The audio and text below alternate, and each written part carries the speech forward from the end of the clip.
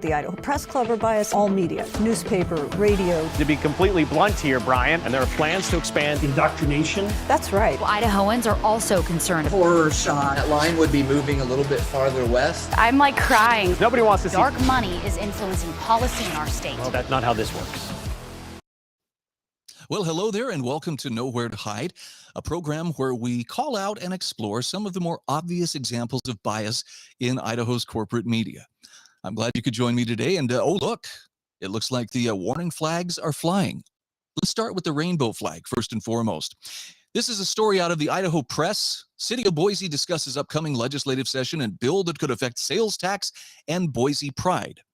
Now, Betsy Russell clearly has, her own slant on this, but in a presentation to the City Council, Boise Government Affairs Director Kathy Griesmeyer said the city would be tracking numerous pieces of legislation, including one that could affect the City of Boise's sales tax share because of its support of Boise Pride.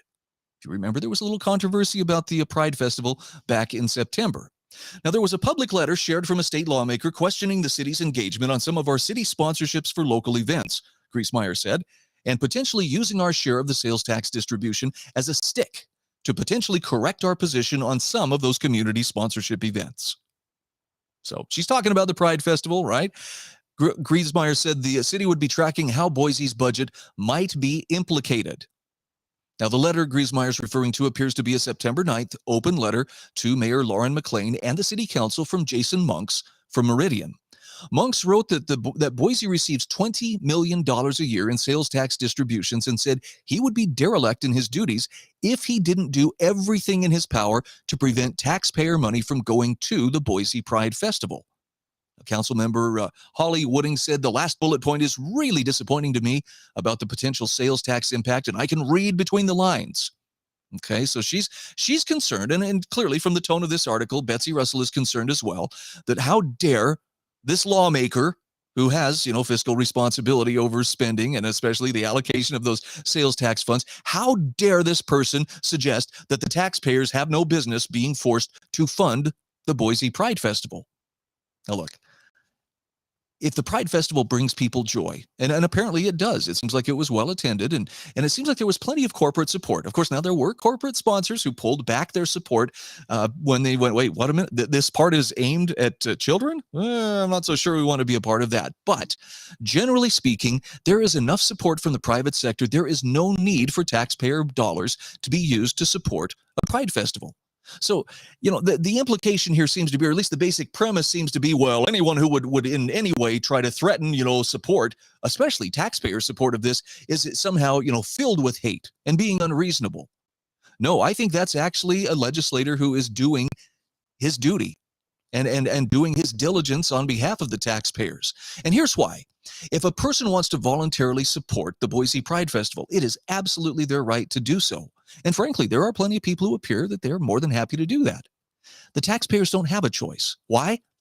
Because taxes are collected with an implied threat. In fact, it's not really that implied. The bottom line is, you don't pay your taxes, men with badges and guns are going to come and hurt you. Now, people don't like hearing it boiled down to something that simple, but that's really what the system is based upon. You either pay up or else. What that means is the taxpayers don't have a lot of say in how their taxpayer dollars are used. Oh, but they elect people to office. Yes, exactly. Including this good representative who apparently is saying, I'm not going to allow taxpayer dollars to go towards, supporting the Pride Festival. They need to support things that are actually beneficial to all of the taxpayers. Things for which the taxpayers can reasonably expect that their consent has been given. And yes, some people would consent to it, but others would not. So what do? Do we just force them? Do we coerce them into paying their taxes? Shut up and pay it. It's good for you. It's for a social justice cause. Sorry, that's not going to fly. Look, the rainbow flag is going to be flying, but it can do so with private support. Forcing the taxpayers to do so forces them into a position where their hard-earned money, and they are the ones who earned it. This is not government money. Government didn't create it.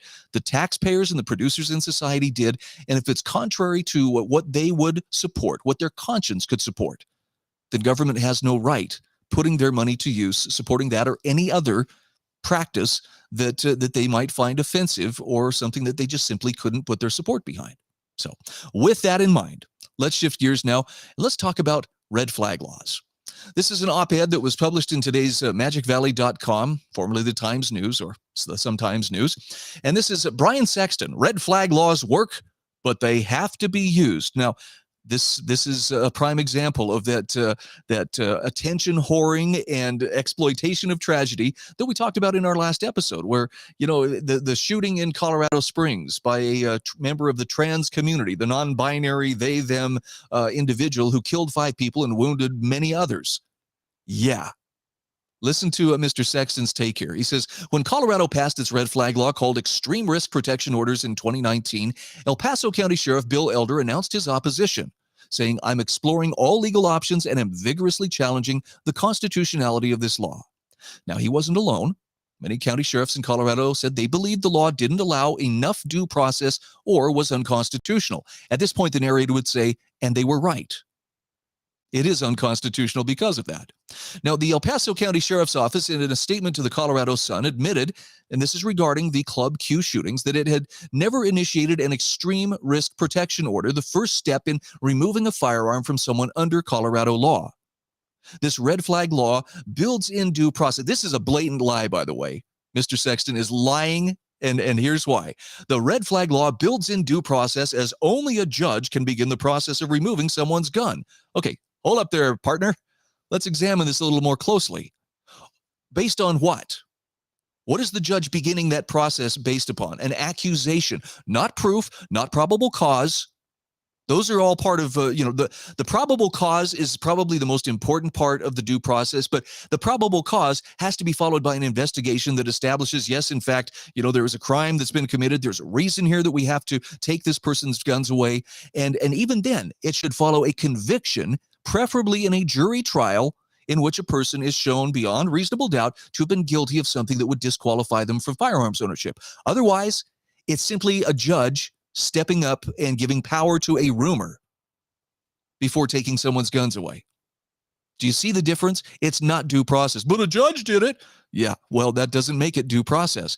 Even the claim, well, a second court appearance is necessary to extend a temporary protection order beyond 2 weeks.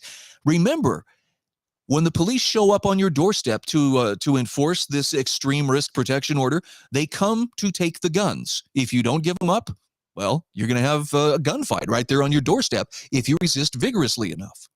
So this isn't about pretty please. There's a terrible misunderstanding. We're just trying to, sort this out. No, this is the threat of force being brought to someone's home to deprive them of their natural right to self-defense without first proving that they've actually done something that would disqualify them. Now, while a red flag law is now used in 19 other misguided states, the Associated Press found Colorado residents invoke the law less often than residents of other states. And this brings Mr. Sexton some grief. He says, why not? Well, a major reason is what he calls the anti-democratic ideology of county sheriffs who choose what laws to enforce. Sheriffs have bought into the peculiar notion that a county has ultimate legal authority to uphold the Constitution of the United States.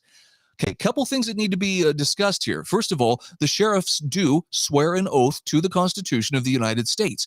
Secondly, they are the highest elected law enforcement official in the country.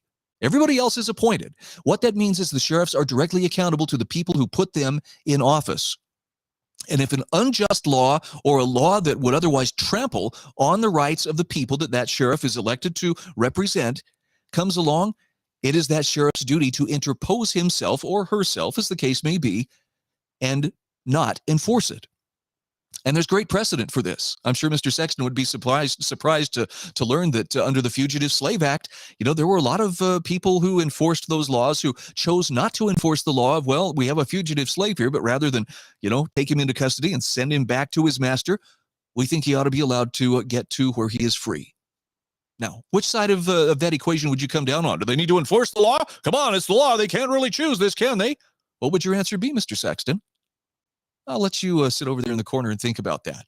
Now, he says this attitude was on full display in several states when they issued emergency orders, the states, that is, issued emergency orders to curb the spread of COVID-19. Now, these were not orders that were created by lawmakers. They were not given the full legislative deliberation or process. In other words, they were just executive fiat, by the stroke of a pen, orders that then were sent out here, enforce this. Well, rural sheriffs in Nevada, New Mexico, Oregon, Washington, and California resisted. They defied the orders of their state government and refused to enforce public health measures, which, as it turns out, were public health measures that were unwarranted. They did nothing to slow the spread of the disease. They destroyed lives. They destroyed businesses. They unnecessarily subjected people to criminal treatment, and they were not actual laws. They did not have the force of law, the power of law, even though some places chose to enforce them as if they were laws. These sheriffs did the right thing by not supporting them. Now, here he gets a little bit personal. These so-called constitutional sheriffs couch their rhetoric and ideology as a fight to preserve liberty and justice. My friend, that's exactly what they're doing. I'm sorry that you don't agree, but that's exactly what they're doing. Now, he tries to dismiss this as well. It's almost as if they were living in a fictionalized version of the Old West, where a lone sheriff with a gun upholds civilization. Sometimes it takes a lone elected official or a lone representative to stand up and do the right thing. But in this case, that sheriff is not alone. He has an armed citizenry that has his back, and frankly, if need be, he could deputize as many as he needs to make sure that they are protecting liberty and justice. You may want to chew on that one for a while. Now, Mr. Sexton says, that's not the world we live in. Guns are not sacrosanct possessions. Unstable and dangerous people should not be allowed to stockpile weapons. Unstable and dangerous according to whom? If you can adjudicate this in a court of law, if you can actually give them due process, or you can show they've committed a crime that would disqualify them from weapons ownership, hey, have at it. But otherwise, it's just one person's word. I don't think this person can be trusted with a gun, and then red flag laws go into effect. Now, he says red flag laws can save lives, perhaps, but only at the expense of denying people their natural rights. And I love this kind of little veiled thread here. Well, if sheriffs want to uphold the laws, maybe it's time to vote for someone who will. Yeah, well, depending on who you get to count the votes, maybe that's what you can do. But the bottom line is, your laws have to respect the natural rights of the people. And laws that are passed that either deny people or abrogate people's natural rights, they are not laws that need to be obeyed. They're bad laws on their surface, on their face rather, and they can be ignored. And sometimes it takes the sheriff to stand up and say, this isn't right. Think about the jilted lover, the disgruntled spouse, ex-spouse, or somebody else who has an axe to grind. I know in our social justice climate, there's a lot of people with an axe to grind. Tell me that red flag laws wouldn't be abused by someone who's just trying to exact revenge against someone they don't like, but they know that person has a gun. It's a bad idea, and it deserves to be called out as such. And I'm sorry, Brian Sexton, but you should probably go spend a little bit of time outdoors. Maybe the cool air and some clear skies will clear your head, and you'll see a little more clearly what's at stake here. Your aversion to guns does not create a right to run roughshod over the rights of people who have harmed no one. Preventive law can only work by taking liberty away from everybody. Protective law only comes into play after someone has created a victim, has harmed someone in some measurable, objectively provable way, and then it only seeks to hold accountable the person who actually caused the harm, and it seeks to restore, insofar as is possible, the person who was harmed. That's the only way that you can really fairly and objectively carry out laws in a society and expect to remain free, and especially avoid the kind of mischief that these red flag laws invite. All right, one final note. This is kind of a fun one. Betsy Russell, holding forth on Twitter, says, here's a proposal that would lower Idaho's sales tax from 6% to 4%, cut exemptions, increase school funding. Here's a link to the full story at Idaho Press.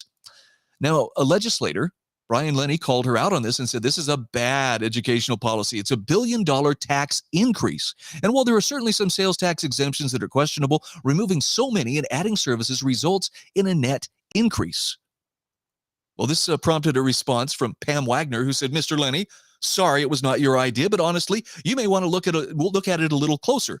People want property tax relief. We need to accommodate growth in schools. This seems fair across the board.